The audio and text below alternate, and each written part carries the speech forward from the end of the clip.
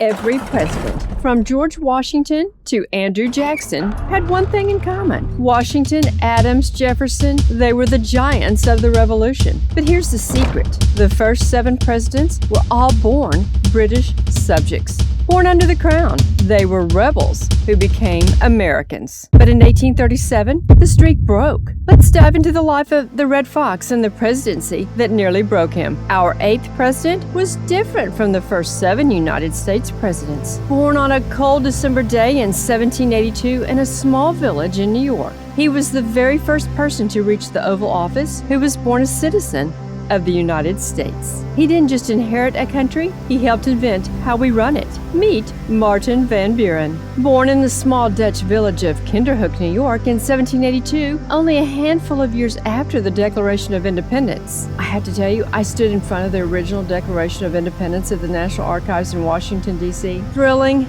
compelling. You see, Van Buren didn't just lead the country, he was the first to truly belong to it. Yet today his name is often a footnote at best. Why? I have to shed a little light on this little man of little stature. He was only 5'6", only 2 inches taller than me. Unlike his predecessors in one other way, Van Buren's family wasn't a part of the elite Virginia crowd. His dad was a truck farmer and a tavern keeper in Kinderhook. The tavern dueled as Martin's classroom, or was it the Dutch school? A historical contradiction. A tavern is not a bar as you might think, but it's mostly a trading post of sorts. Little Martin listened to lawyers and politicians argue, speaking Dutch over ale at the tavern, learning the art of the deal before he could even vote. Tell me in the comments what it took to be qualified to vote in 1800. Moving to New York City, he studied law and was proud to be admitted to the bar in 1803. That's the year of the Louisiana Purchase by President Thomas Jefferson. Van Buren was living in the times of America's growth and conflict. He was a contemporary to my favorites, Lewis and Clark. Did you ever think that all these folks had a slight British accent? Well, Van Buren's would have trended to a Dutch accent, of course. He was a master of political machinery. He essentially invented the modern political party system we use today. He was charming, impeccably dressed, and so politely slick they called him the Little Magician. But his personal life was marked by quiet, profound grief. He was just 36 when he suffered the loss of his wife of 12 years. Hannah died from tuberculosis. Oddly, he served his entire presidency as a widower, but he was not alone. He took his 4 grown sons between the ages of 20 and 30 to the White House with him. Martin never spoke Hannah's name in his autobiography, and he never remarried. Was he heartbroken? For the rest of his life, through his rise to the presidency and beyond, he carried that silence with him. I forgot to mention he was widowed 19 years before he became the President of the United States. When Van Buren took office in 1837, he was riding the coattails of legendary Andrew Jackson, fondly known as Old Hickory. But within weeks, well, apparently 67 days, the panic of 1837 hit. Banks collapsed and unemployment skyrocketed, driving the worst economic depression the young nation had experienced. Standing on his principles of limited government, Van Buren refused to intervene directly. He believed that government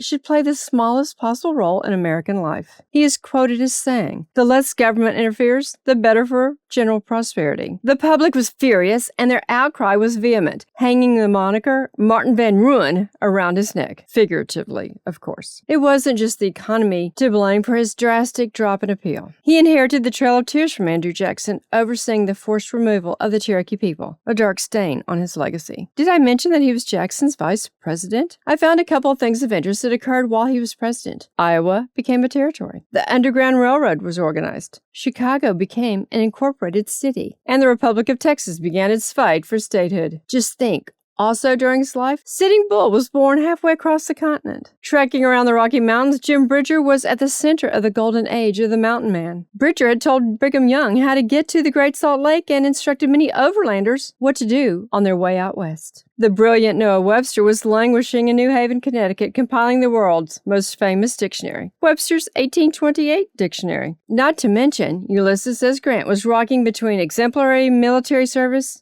and failure. With respect to failure, Van Buren was plagued. After losing his re-election in a landslide to William Henry Harrison, whom he had beaten strongly in 1836, Van Buren didn't just disappear. He retreated to his beautiful estate Lindenwald in Kinderhook, which you can visit in eastern New York because it is the Martin Van Buren National Historic Site. If you visit today, you see the home of a man who tried to reinvent himself. He even ran for president again in 1848 on a third-party anti-slavery ticket. He eventually passed away in 1862, right as the Union he helped build was tearing itself apart in the Civil War. He is buried just down the road from his home in a simple grave in Kinderhook Cemetery. When you visit Lindenwald, you will certainly want to take the quick drive through town, making a planned stop to see him sitting on a park bench as you maneuver to street parking to this lesser-known president's final resting place. Not only serving in many positions in government, this gentleman farmer was a New York governor, a U.S. senator, and vice president. But most distinguishing is that Martin Van Buren was the first president born into the American experiment. He was a political genius who was ultimately defeated by a changing world. But next time you think of the founding fathers, remember the man from Kinderhook, the first one of us to actually hold the office. One more tidbit, the expression okay is traced to Martin Van Buren. Yes, old Kinderhook became okay. Ugly shoes on the ground on an Unclassic road trip in New York. Thanks for watching. If you want to take more deep dives into the forgotten corners of American history, hit that subscribe button and be sure to tell a friend about my channel.